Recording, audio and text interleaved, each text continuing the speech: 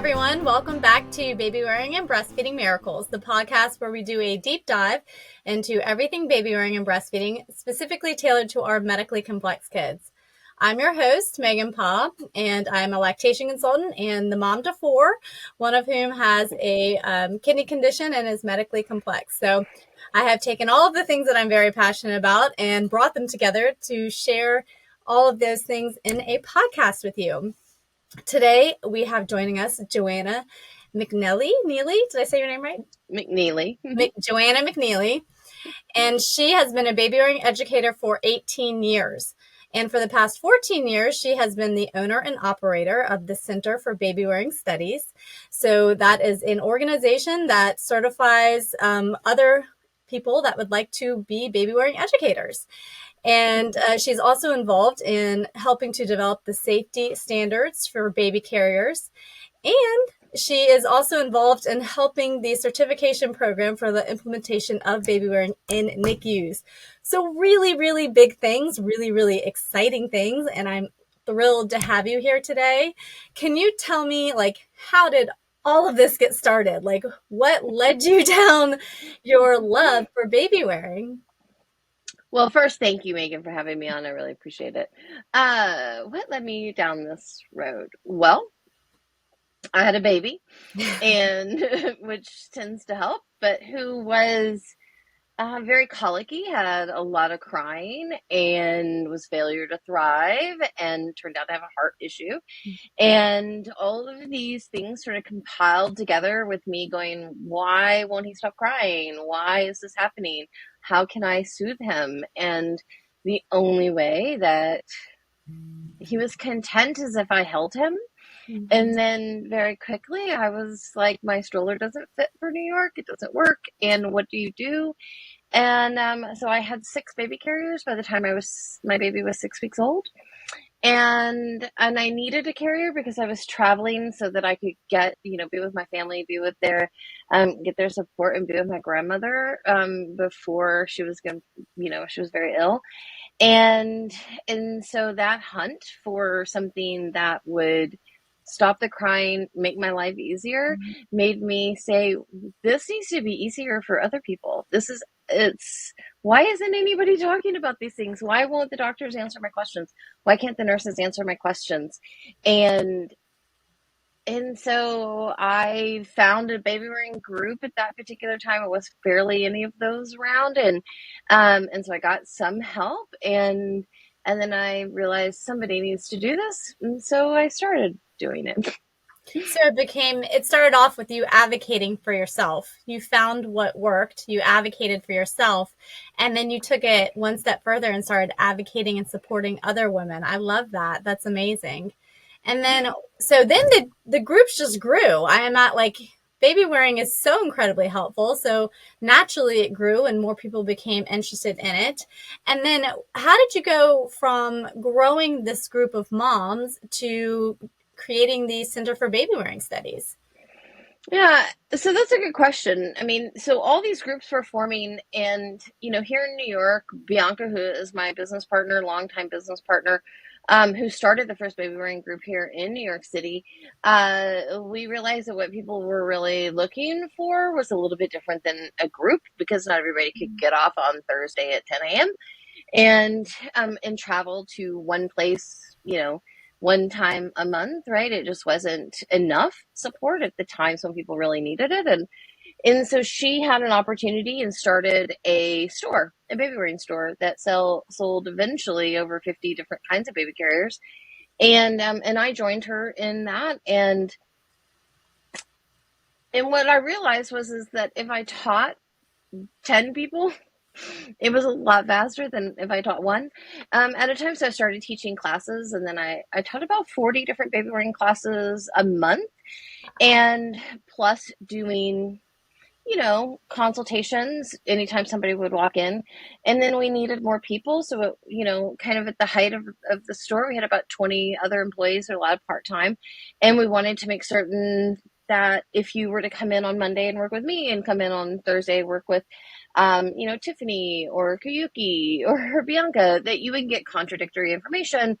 And so Bianca said to me, how are we going to do this? And so I created a training program for my staff. And through that process, I learned a lot, as you may imagine. And then I started really from there. And that's really the program that people kind of go through, is having a base understanding of, how to listen, how to hear what people have to share with you, and then how to help them. Yeah, that's amazing. It's so cool to hear how it grew, and it just makes sense the way that it all developed for you. So how does one, if they're interested, become a certified baby wearing educator? So if somebody wants to do that and they reach out to you to be a part of your course, can you tell us a little bit about the course? What does it entail? How did they go from that to becoming certified? Yeah. Okay. So the first thing I would say is make sure you kind of like working with people. It's not a given that people will like that, right? So make sure you like working with people, that you enjoy, babies and multiple, different caregivers, right? Because that's a key component of it. But then, go onto the website, which is cbws.org, and, check out the different options. And I have several different options for baby wearing. They will only continue to grow. And then decide what do you imagine yourself doing with this work? How will you support the people in your community who have, infants, whether they're, caregiving, whether they're adopting, whether, they're babies, however it is that you imagine yourself kind of incorporating baby wearing into the work that you do, or imagine how you might start it. And then, if you want and need more input a couple times a year, I always do sort of basic information sessions. Come talk to me about what you're thinking if you have questions. But you can always, hit an email. There's a contact us and ask us any questions. We're there, I want to say 5 days a week, but maybe 6. 6 days a week, you can probably get some sort of response from us, and, ask away, because there's a lot of information on the website. But of course, if you need help getting pointed to the right direction, ask away. If you need referrals to people who've taken the training and want to, get some sort of feedback, like, is this something that's going to be worth my time and energy? Then great. We can either point you to that, or we can, point out where you can find our educators, because certainly I've trained over 1,600 people. So there's certainly a lot of them out there. And so I would say start there. Start with kind of understanding what you want from your journey, who you want to serve and why, and how you could imagine, baby wearing would be a part of what you want to do. And then consider, where am I going? Which training is the right one for me to start with? I love that. That makes a lot of sense. And I want to talk and mention about the applications, right? Because you can come at it if you're a mom and you don't find a baby wearing group in your area and it's something that you need, just like with what you did, then starting one is a really impactful and beautiful adventure. So I love it's. I think of baby wearing groups the way that I think of like La Leche League groups, right? So we have a trained educator, and they've gone through a certification process, and then it's a free moms group, and it's a fantastic way to connect with the community, to get out of your house and to meet other moms, and you all get to talk about the things that you really are passionate about. You meet other women that have children around your children's age, so it's a connection, it's community building. But in addition to that, most of the baby wearing groups have, lending libraries. So if you're not sure what you want, you can go and try different things out, and you can get help from the educator. Much in the same fashion that La Leche League groups work. Like, if you need help, you go to the group, you meet other moms, you get feedback from your peers and from the educator. But beyond that, one of the reasons why I approached you was not just because, of an amphibia baby, because I also work as a doula, and I have for almost 12 years. And so for a very long time, well before Amphibia Baby ever got started, not only was I a baby wearing mom, but I was helping other moms, my doula clients, just wear their babies. So because it's just so beautiful. So besides those two things, so besides if you want to be, if you are adding it on because you're a birth worker or you want to have a free moms group, are there other applications where this could be a consulting business for you? Like you potentially, maybe you're only doing baby wearing consulting. So what other applications are there? Yeah, I mean, I see a lot of people kind of, I think that the way people are bringing baby wearing into their world is just so amazing because really the sky is what you can come up with. And so what have I seen? I've seen, people who create a small education business around supporting, people from a baby wearing point of view. And I think it warrants saying, sometimes people's views of baby wearing are very small, like I'm going to learn to put on a carrier. Whereas my view of what the baby wearing educator is going to provide is significantly larger because they understand, And I can infant attest to development. Yeah. How infant development is, what is infant that. development? How does it happen on the body? How does it happen within the carrier? What should you be looking for? How can you support an individual? Understanding your own, your own point of view as a wearer and how things come up for you. So there's so much more that a baby wearing educator could provide rather than just here, let me troubleshoot for you, which is what you're going to get mostly in a group setting. Mm-hmm. In, play date scenario would be, yes, I'm going to get that peer to peer support from my peers, and I will get some time with the primary educator, but it's not meant to fill in every gap. Like it just can't, there isn't enough time. So what do I see other people doing, other applications besides, some people are bringing it into hospitals and into the NICUs. The OTs and PTs are already like, this is interesting and Yep. beginning to apply it. So, I have sort of a on-ramp for them and then like where else we can go with that within the hospital and healthcare workers system. I see people within community organizations. So if you work in a community organization that already is serving families in your communities, then they're bringing in baby wearing education because of course they're already there, they're already working with these families, and these families have only two hands and they have a lot to do through life. And so I see that happening. I see people who create their own education business, as I said earlier, just about baby wearing. And so I'm looking at it from a let's figure it out, let's get it right the very first time that you buy a carrier, not like the sixth time like I did. Let's do that from the get-go. To let me help you when you're out hiking now with your 2.5-year-old. What are you going to do at that particular point? Here in New York, I cannot tell you how many strollers I see broken down in the subway and on the streets, and I always think like, what did that family do? Right? They must have been struggling with all that stuff that was on the stroller. And so a lot, just from baby wearing point of view, lactation consultants, obviously, there are a few who pick up baby wearing, very busy industry to be a lactation consultant. So what I find is they maybe get some base information and mostly partner with a really skilled baby wearing consultant so that they can handle all the nuances that might happen within, the carrying relationship. And then a lot of chiropractors have taken the training and, build into their practice a great way to support the wearer's body as well as the baby's body at the same time. I mean, I can just probably keep going. Birth doulas, as you've talked about, postpartum doulas, newborn care specialists are bringing it in. So almost, my goodness, like you said, the sky's the limit. The application really is so widespread, you guys. It is so widespread, which is amazing just listening.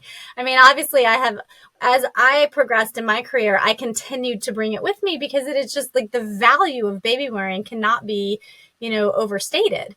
So I love that. I want to hone in on something that is near and dear to my heart and yours, which is baby wearing in the NICU. So I am a NICU mom and a baby wearing NICU mom. And I think you said that you were as well. And the fact that you have implemented a certification program to get baby wearing into hospitals, I cannot overstate how much I love that. And I want to hear more about it. So please, can you share with everybody the process that, that you have gone through to get that started and what it looks like? Certainly. Okay, so Thank you. I'm sure that's long. So it was a long process. Version. Yeah. And yes, I am a NICU mom. And so thinking, for me in my experience, like, goodness, could anybody have talked to me about baby wearing? Thank goodness I already knew about it. Yeah.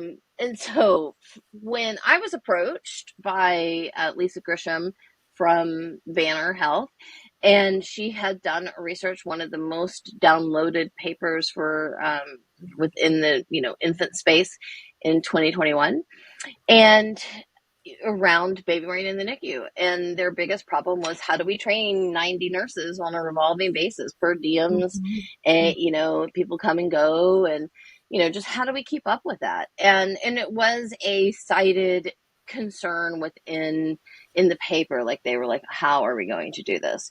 And so Leila Williams, who's one of her co-researchers, said, you just got to talk to Joanna. This is what Joanna does. And it's true.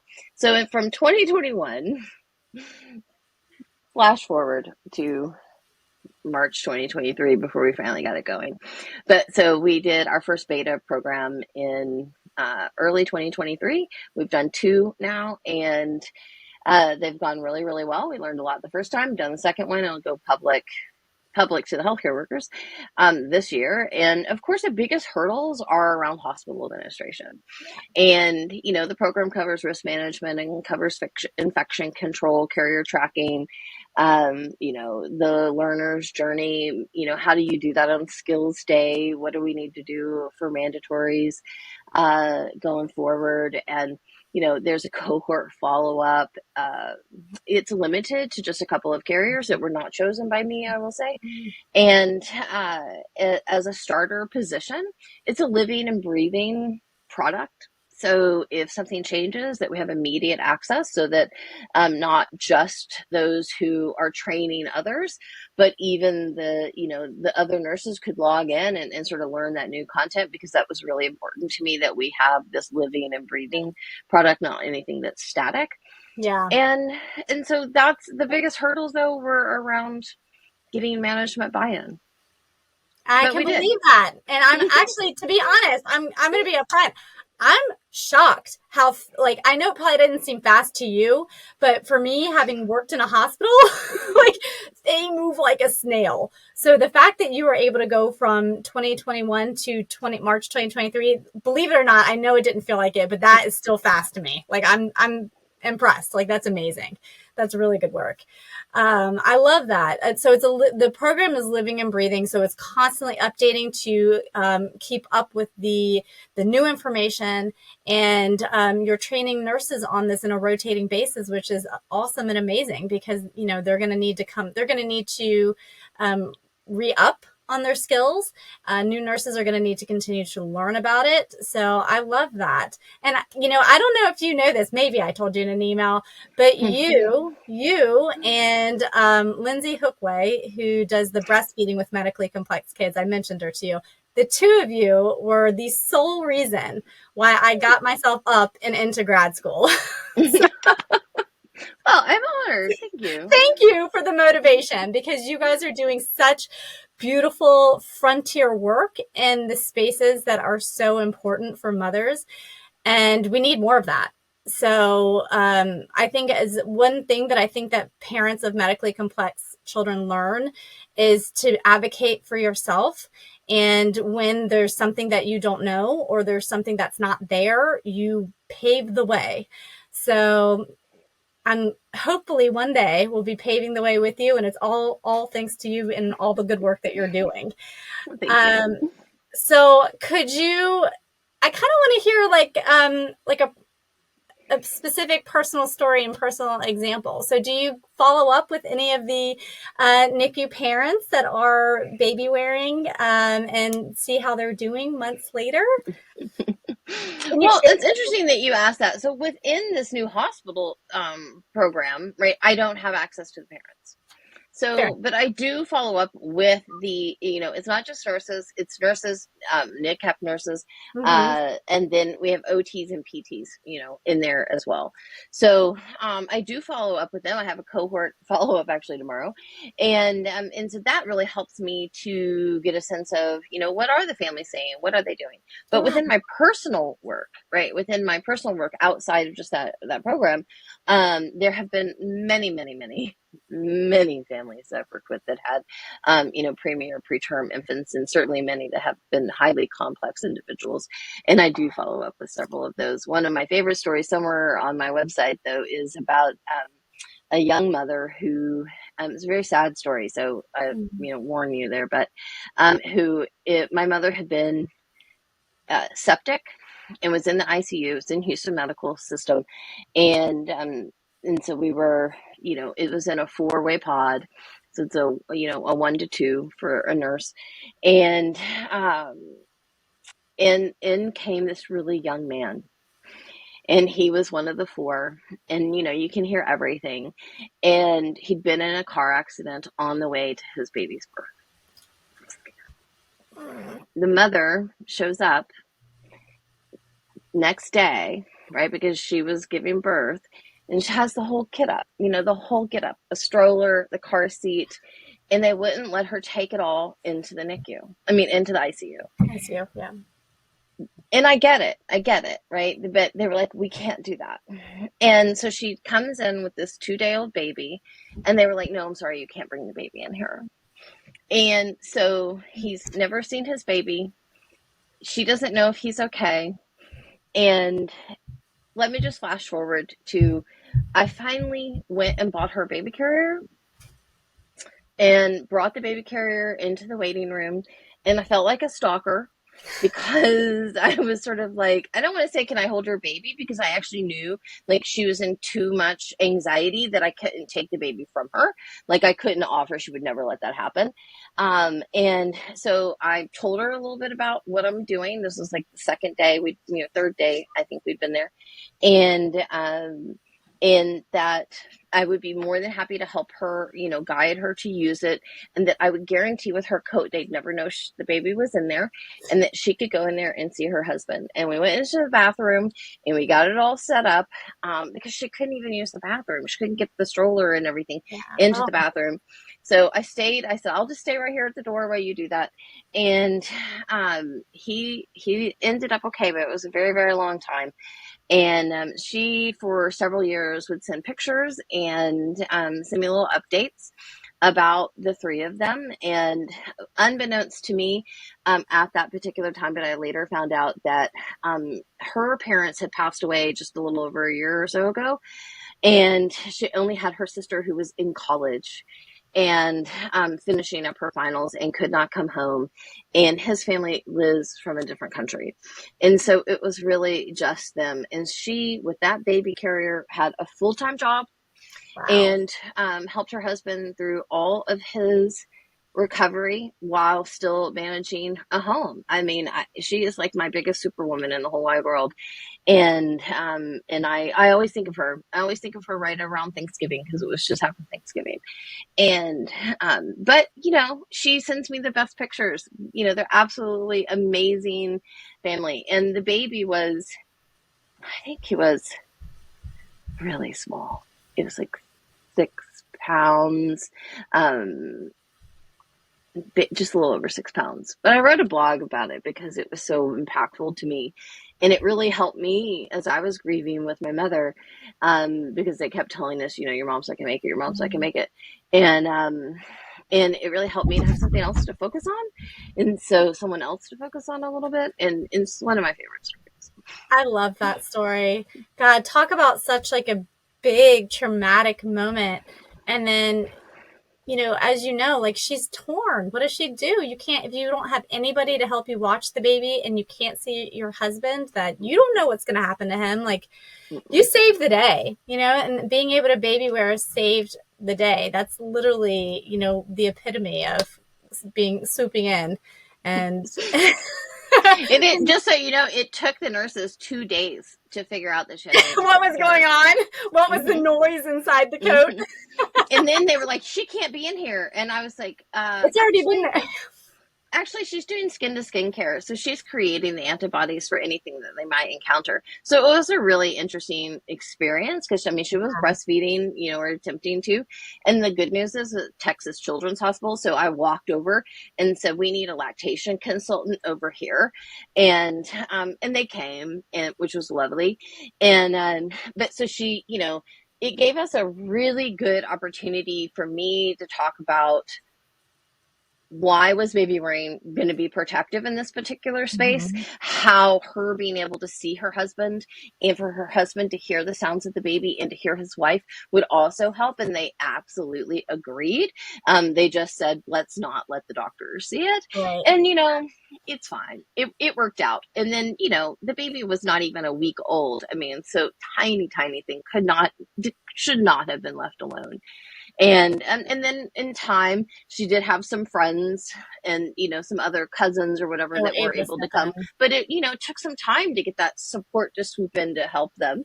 But really, they didn't have as much support as we would have wanted them to have. Absolutely. And my goodness, if just think, if you're once, not if, because it will, but once your program takes off and it's in every hospital, how welcoming people will be for situations like that. So literally you're paving the way to open the space. So I love that. What factors would you instruct parents to look into when they're trying to choose their first carrier? It's a loaded question with a lot of variables. so many questions, so many variables actually. And it is a good question. The very first thing that I would say is start sooner than you think, because, this is something you can actually learn to do while you're pregnant or while you're waiting for the baby. You don't even have to be pregnant. And, so it's something you can actively work on and practice and, do beforehand. And so in that, you then have that opportunity to see different styles. Like, what does that feel like on my body? Because you're putting it onto your body. So you need to like it. There's some people will really, like polyester and, or, modal style fabrics. And other people are like, no, I really need 100% cotton, right? You're touching you. You need to get an opportunity to sort of, play with that. I would tell them to get, time in, early enough so you can learn, when might I use this? Like, when is this carrier really going to shine for me? How do I adjust it? What's it going to feel like with a newborn baby? Because that's when you're going to need it the most, is in those very, very early stages.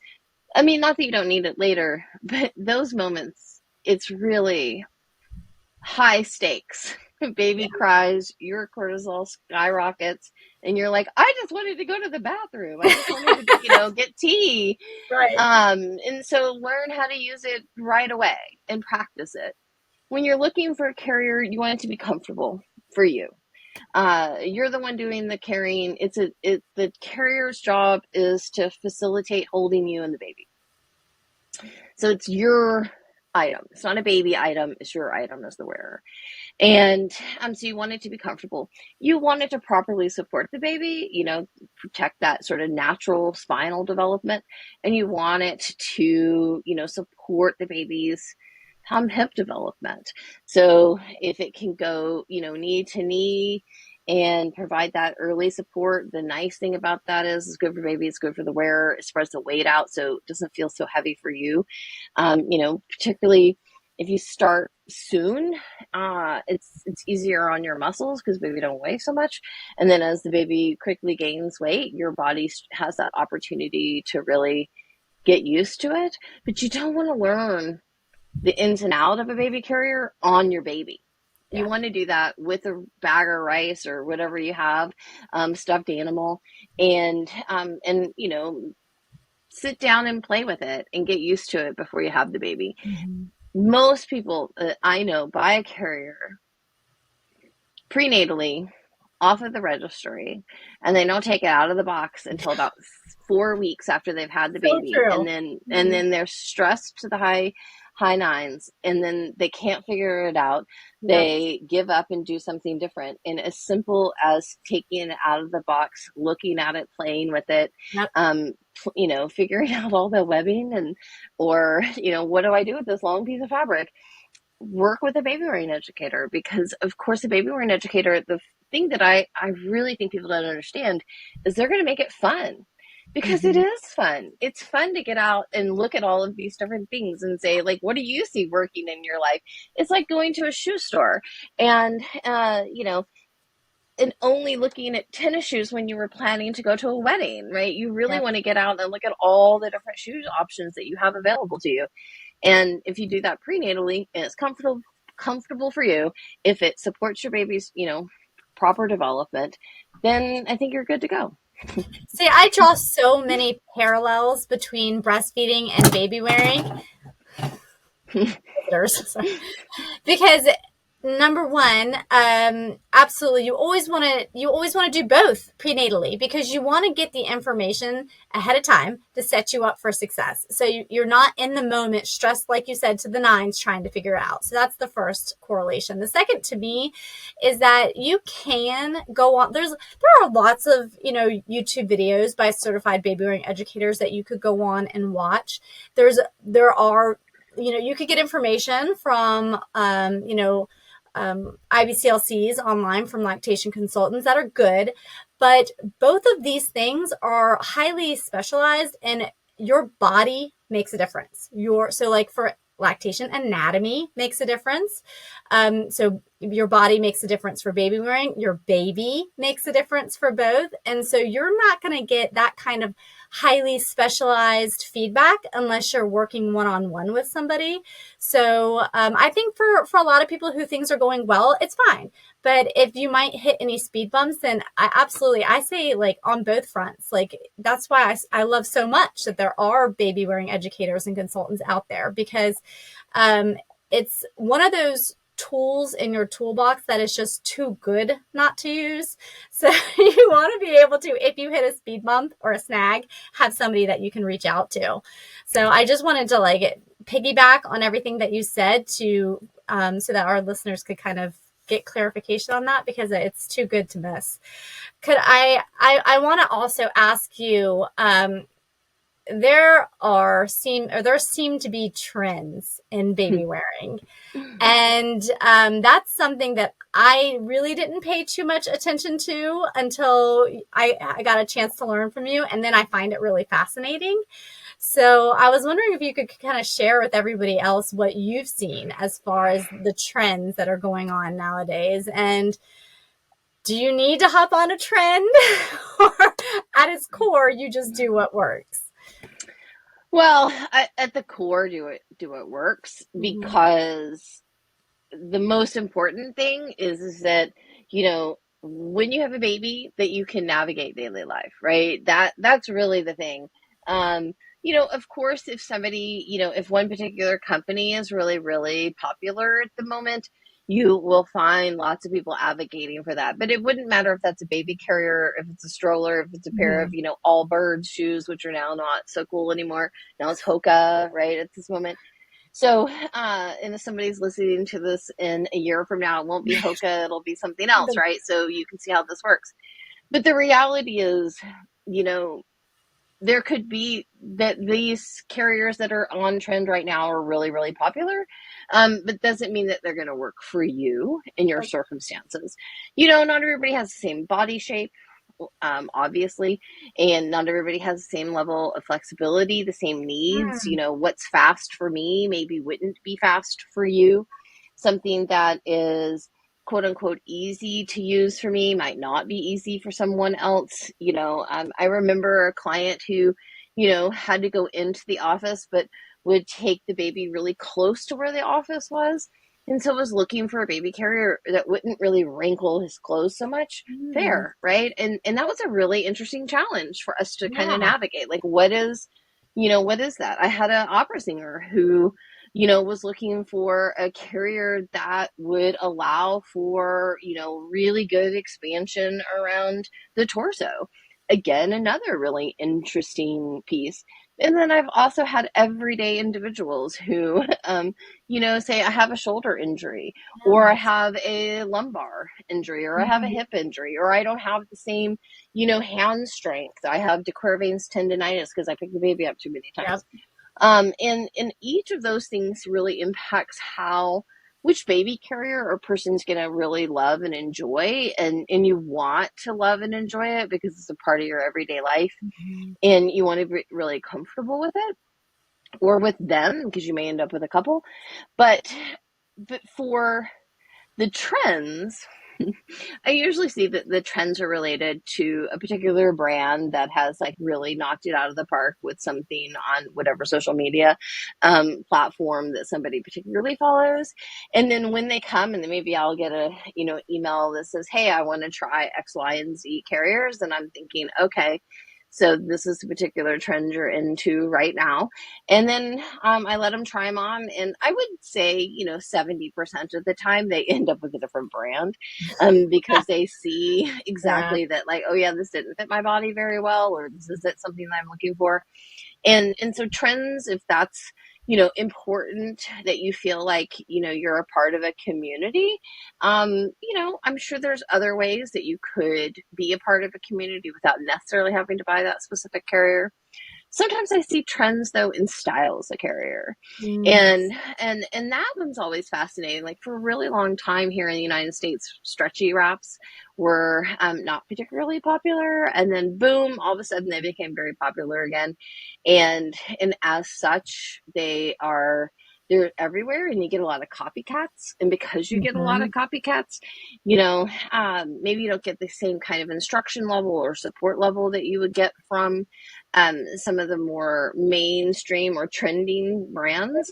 And so this might be a moment where I would say really be careful about where you buy the product, and Mhm. making certain that it's a reputable company, because certainly a reputable company is going to be able to give you customer service that is actually targeted to you and help you with their specific carrier. And I see a lot of people who have carriers that are knockoffs of or Mhm. similar to some sort of trendy brand, but lacking all of the support and proper education, even down to, is that carrier tested, Yep. and does it come with instructions? So with trends, I would say beware of the knockoff and the follow alongs, the copies. That is really good advice. I want to share a personal story I have with that. So, well before I got really into baby wearing, so like 12 years ago when I was wearing my first, and I started wanting to get into the water and stuff, I just went online. I found something, like it was inexpensive, and it wasn't associated with any brand that I recognized, but I was like, oh, I didn't think about that. Right. And it ended up not being supportive at all, and even less so when we got into the water, which thankfully I had both hands on baby, and didn't have like a baby and a toddler situation going. But that is one of the potential risks that you run when you get a knockoff brand, is that brands that have been tested and approved by the ASTM, those companies have really done their homework on material. They have had strength and durability tests, all kinds of stuff. So they've got instruction manuals so people know the correct baby wearing practices. So a lot of standards are going into that. I think if you're listening, you can find reasonably priced carriers, and you can even find them secondhand. Yeah. Instead of going for the knockoff, you run a little bit of a risk there. And I have definitely learned that the hard way. Uh, so what role does community support play in baby wearing? Because we've talked a lot about having support, like baby wearing groups, and getting your nurses involved, which is community support. So, to further that point, what role specifically can the community take in furthering baby wearing as a group? It's a great question. And what I would say is what you see is what you do. Yeah. And so maybe the very best thing that could be done is to wear babies in the community, People see. to be out there. If you're doing like here, Mount Sinai, Queens, right here, where I am, they always have like a community fair, and they're at every community fair. And, so have baby wearing information there. Have a baby wearing, check-in section or something. Partner with the local, you know, community organizations to provide that, even if they don't. If you are a baby wearing educator, if you are a parent, ask them, say, what kind of support do you have related to baby wearing, from a community coming together and saying, how can we make this happen? This would be the same for putting breastfeeding information out there. If I see it, if I see others doing it, then in my community, I'm more likely to do it. And it's something like 10 times I need to see something before I'm more likely to see it as something that's good.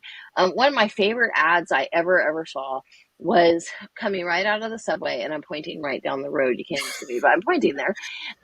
Right as I would come out of the subway was an ad for like Aetna or some sort of health Yeah. insurance. And it was a grandparent couple, and the grandfather holding the baby in a baby carrier, but the ad had nothing to do with babies or baby carrying. It had only to do with like this promoting their insurance. But that's the kind of It's thing visible. that it's visible, it's there, you see it. It was well done, and it was a little even not stereotypical, so it even grabbed your eye a little bit.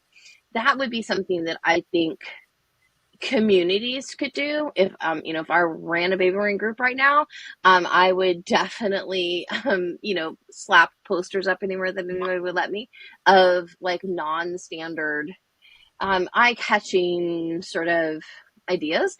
There was a really, really neat ad campaign for a company, which I cannot remember, but Bianca would, years ago, where they would have like a ballerina who was baby wearing, or a Ah, clown cool. Oh, who was right. baby And that wearing. is definitely, it's for marketing purposes, guys, something that's out of the ordinary that's going to catch your Yes. eye. So, like, when was the last time you saw a ballerina or a clown baby wear? So that's Yeah. perfect. It Yeah. was really neat. It was really neat. And people would always stop to look at those posters. So in the community, that's what I would say. Making it fun, accessible, out there, get out there, go to the events, Yeah. reach out to your politicians and say, how about you support me doing a monthly get help session? I mean, that's an area that I don't find many people really tap, but there's a lot of resources in your Mm. local tax base that would be able to support you going into other spaces, to provide that kind of education. So I think that starting that conversation with your very local congressperson, or Yeah. whatever they are, where you are, Mhm. I think that would be another thing that I would suggest. That makes me think, and I'm going to butcher this, but do you remember the congresswoman or the head of state? And again, because I don't remember what country it was in, but she was a female leader. So, woo, but she was baby wearing, at one of their, God, I'm having a brain fart, but you know what I mean? Like at one of their policy meetings. And it was very globally publicized. And I just loved that so much, because talk about getting community awareness, right? That's global community awareness. Some of the other things that I think of, and I love that you say tap into the policymakers in your area, because I think, and I granted it's not ideal in every situation, but when we're in a country where you have no maternal leave, and you've got to go back to work, I think that there's got to be some areas and some spaces where you are doing that baby wearing. that could very well be something that could one day be on the horizon. Obviously, that's not going to work in every workplace setting. No. That's obvious, but it really potentially it could. For example, you're a daycare provider. Why can't you wear, if you're working with young children, why can't you baby wear to work? So I'm sure there's other areas like that. Also, kind of dialing it back, talking more about the community. You were mentioning like events, right? So locally, we have a group that supports women postpartum. So I'm in Virginia, and this group is Postpartum Support Virginia. So it's for women that are experiencing perinatal mood and anxiety disorders, and they do events. And so baby wearing is really beneficial for bonding with your baby, and that's something that's women that are going through PMAD struggle with. So I think like if you have a group like that in your area, marrying the two when they have public events is another really good way to raise awareness. I also think about the midwives that drive around, but they're really big midwifery stickers on their cars. So even if you have nothing to do with baby wearing education, you could just slap a sticker on your car so everybody can see, something funny like a ballerina baby wearing or a clown. That's a good one. I really like that idea. Maybe I'm gonna steal that one and put it on my van. Yeah, why not? Right? Yeah. I mean, it was great. So how do you stay updated on the most recent research for baby wearing? And is there stuff that comes out all the time, or is this something that you have you literally have your hands in it? Is there anybody else doing baby wearing research at the moment? And if families want to find it, where do you suggest that they go? Wow. So part of the reason I have my hand in it is because I've created a lot of baby wearing protocols so that we could have that sort of replication of baby wearing. I've worked with some of the researchers to sort of refine what they're doing. And so I stay in email contact with them for the most part, which is not something everybody can do. I'd say Google Alert for infant contact or infant carrying, as well as baby wearing, because there's, other words for it. And, Google Academia, a little search there, follow my, follow my blog and my newsletter. I always post about it when I hear about it there. Follows on Instagram or something. But Google Alert will definitely help you. If you just do that, it'll definitely keep it up. And then I think that, in terms of the researchers, getting a sense of who the names are that are out there doing research right now. The thing is, of course, those people change, right? They move on. But when I think of like Aaron Mannon, who is doing biomechanical research, so understanding, what's happening in the body where research is really, really exciting. Emily Little from now she has out in Oregon, she has a nonprofit and they do research related to baby wearing. She, shows around bonding and postpartum depression. And then Leila Williams is like the, one of the, leading researchers too. And she's worked with Anne Bigelow and there's just so many people. And I think that, when you think about baby wearing research right now, there is just a drop in the bucket for where it could go. I mean, Lisa Grisham, who I mentioned earlier, is definitely a powerhouse for research around baby wearing. And so I would absolutely just put a Google follow on her if that's what somebody is, really interested in following, because she's on the cutting edge of what we're going to be seeing, looking at baby wearing from, like right here. She's in the NICU, looking at what's happening with babies, what what baby wearing can offer us, and her research is likely going to be like foundational research that other people will build off of. And so how do you stay on top of it? You gotta be active about it. You have to really, really want to know. I go to a lot of conferences. I'm always out there for over 10 years now. I go to academic conferences and I say, would you consider putting baby wearing in as an intervention? What about adding baby wearing to your protocol? What might this do? What might this do? What might this do? Or how might we talk about baby wearing and what that might look like? So I think that that's a big part of it is because I'm involved in, I have that opportunity to be involved in that academic space and really made the time and effort very early on to do that. I think that helps for me to have sort of a connection to some people. And then, following, I think Google Alerts probably is the best way.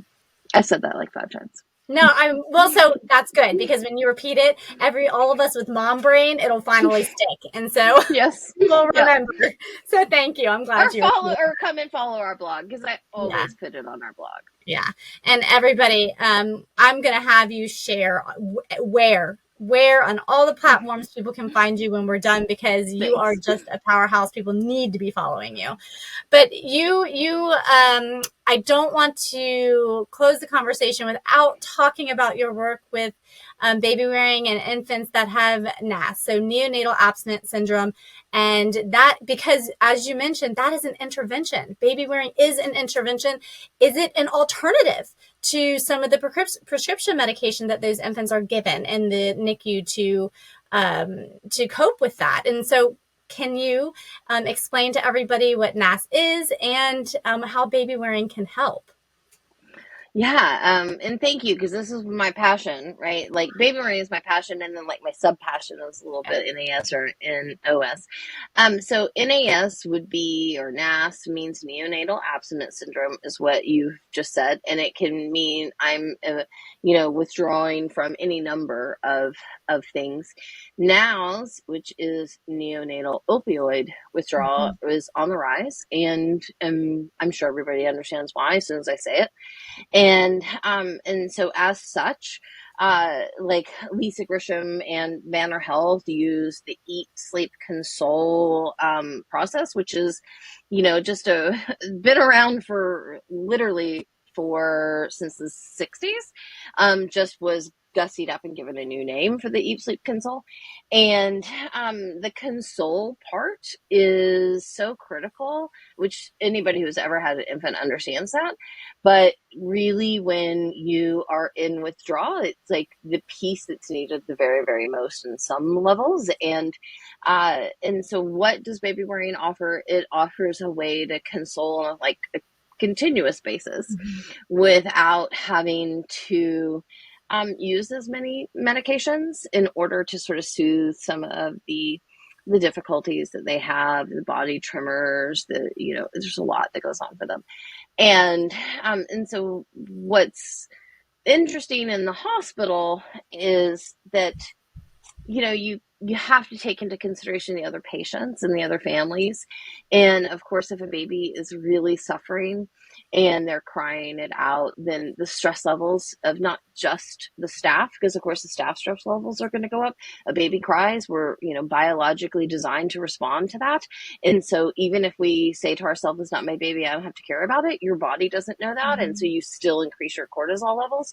So you're still stressed, and other babies are also stressed. Staff's going to be stressed. And so how can we, without extended stays and extended drugs, how do we reduce that? Well, Lisa found through her research that baby wearing is a consoling method. In time, I think we'll find out, does it shorten stays? Right now, we don't know that for sure because we don't have, we just don't have enough time yet to do that. But I think in time, she'll explore some of those things, but it definitely is a stress reliever for all involved. Even if you don't know it's a stress reliever because you didn't have the stress, because baby was so contented. But I think that, if you don't know much about NOWS, also I have a blog post a little bit about it, and I'm sure I'll write more about it in this year because, I learned a lot. I went to a conference. I spoke at a conference last year called Now is the Time, and I learned a lot about my own understanding of how opioids become an issue in our country, how, people deal with it during their pregnancy, how babies react from it. And I really think that the more we know about it, the less stigma it will have. And so I think that it would be a good thing for people to continue to learn about it. And it's certainly one of the things I think I want to educate people on, because I learned a lot. I took my daughter, just so you know, I took my 16-year-old daughter with me, and she was able to she toured the NICU. She's going to become a NICU nurse, and she was able to follow and to hold a baby who was in withdrawal, see baby, get their ABGAR scores right when they were born, and just got really invigorated by this really amazing crew in the NICU at Tucson Banner Health. But her biggest takeaway was how people stigmatize people who have opioid addiction, and so her takeaway, and she came back, she did a project at school about how does that happen? What is it that's happening in the body? And, all the research that's showing that, it's a really, really small percentage of the people who take it, and that we now could maybe be this close. And for those who are just listening, I just put my fingers together, so this close, to understanding we could do a screen. Are you likely to have the markers for opioid addiction? So we're really, really close to being able to say, okay, you wouldn't be a good candidate for this particular painkiller. They're looking at anti-opioids as another alternative. So it's really interesting what is happening, and within baby wearing, and how it impacts the caregiver too. Just one thing I think it would be really important to just sort of mention is that when they are in contact with their baby, when they have that opportunity to have extended contact with their baby, then their urges for the opioid are also reduced, right? And so when that's reduced, they have more of an opportunity to bond and connect, right? Their symptoms are eased as well. So it's not just things that impact the baby or the staff or the other people, but also when the parent is involved and has that opportunity to have somebody lovingly and kindly and without judgment teach them to use their carrier, for them to really reap the benefits too. So it's just a really beautiful, easy intervention. That was a fantastic explanation of how baby wearing impacts literally everybody involved. Positive benefits for the mom, the baby, the other babies in the NICU, the other parents in the NICU, the staff, literally if you're listening, on every single level. Yeah. I also really love what you said, and I want to say it again, expand upon it, that when we have challenges like opioid addiction, it does nobody any good to put that into a closet and shut the door. Like, you need to shine a light on it and, bring people in. And how can we help? How can we make it better? It absolutely is a thing where, the more we learn, the better we can do, the better help that we can serve the community. So, in that area and in many others, don't turn away. Let's shine a light, and preface that with a loving light on everybody. Yes. Because it's something where we want to raise everybody up and not knock people down. So I love everything, that explanation and the story about your daughter and how she wants to be a NICU nurse. Oh my God. I can't wait to hear more, as she graduates high school and goes on. That's really exciting. Yeah, it's right around the corner. Oh, I know. Good. Yeah. My oldest is a little bit younger than your daughter. He just started middle school, and the change, just literally a complete 360 from elementary school to middle school, was not prepared. Just going to tell that to all the parents out there. Was not prepared. So I want to ask, where do you see, what's the future? What's the future for Center for Baby? I know, right? If we all had a crystal ball, where would you like to see things go? Well, I mean, where would I like to see it go? Okay. I would like to see more people bringing baby wearing into the sphere they already work in, right? If you're already serving families and you're not talking about baby wearing, I'd really love to see people doing that. And so to that end, I want to facilitate that. Hence, I created the hospital program. I have a pediatric program that's just sitting here waiting. Oh, girl. And so I want to push more into spaces where parents already are, where babies already are, because I feel like that's, you know, you need multiple touch points in a community for people talking about baby wearing. I think that, you know, I would really love to grow the healthcare side of it. And then in that endeavor, I don't think I can do it all by myself. So I imagine adding, you know, other educators who could do some of that work for me. Because I think it could be really helpful to have more people on the ground, people to go in and say, tighten here and, you know, bend forward for me and, you know, your hand's going in the wrong direction, that kind of stuff. And then, you know, this way I could focus more on what I'm, you know, not that I'm not good at that, but you know, other people could do it too. And then push some researchers in some different directions, because there are areas that I see that we could explore, but when there's not anybody out there sort of nurturing the researchers who are just coming out of school to saying, hey, what about this? What about this? And really giving them some good ideas and support along the way. And then I'd also, you know, when I think about baby wearing in general, I'd like to see more, I guess, cultural inclusion in the sense of, you know, like there's just some amazing baby wearers, you know, cultures and communities around the world, and like really trying to look in there and see like what can we learn and what can we import, so to speak, rather than exporting, you know, continually sort of our Western views, and so what could we learn and bring into our communities from that. You know, from CBWS standpoint, I think that my whole world is related to baby wearing and how it can serve people. So, I think I just really want to continue to expand that. Yeah, I love it. I cannot wait to continue to watch what you do. You're just a powerhouse in the space. And so for anybody listening, you need to find Joanna, find Center for Babywearing Studies you're on Instagram. On you have Instagram. A website. Are you on any other social media? I'm not, so I don't know, but are you? Yeah, we're on LinkedIn, we're on Facebook. Okay. I haven't done TikTok yet, but you know, maybe one day somebody wants to do that. But and then of course the web. Awesome. And so to find you, is it going to be under your name? I'm thinking it's under Center CBSW. CBWS. So yeah. It's okay. Or Center for Babywearing Studies. If you type that in there, you're going to find it. You know, it for sure. If you put in my name, you're probably going to find it for, you know, almost, what did we say, 18 years I've been talking about baby wearing now. So you're going to find me that way. And then I think any one of my graduates you'd be able to find. So if you see somebody out there talking about baby wearing, there's, you know, not obviously everybody, but a lot of those people will have been trained by me or one of my worldwide colleagues. So there are other people in the world who do this too. Yeah. And, yeah, you could easily find me. CBWS. See, yes, everybody. 3 more times. So it sticks in our mom brains. CBWS.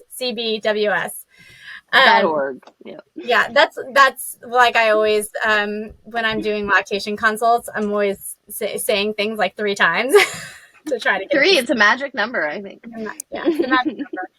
Thank you so much for coming on today.